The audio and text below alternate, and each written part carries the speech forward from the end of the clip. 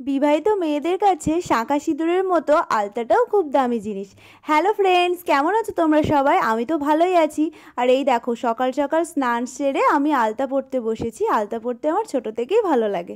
তারপরে মাকে কিছু সবজি আরও যা যা রান্নার জন্য লাগবে সেইগুলো সব কেটে দিচ্ছি।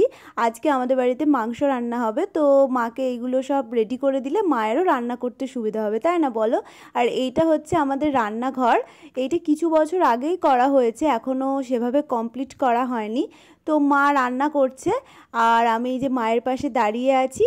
আমি তো ভালো রান্না করতে পারি না, তো মায়ের দেখে শেখার চেষ্টা করছি আর কি। আর এই যে মা রান্না করছে, মাংস রান্না করছে।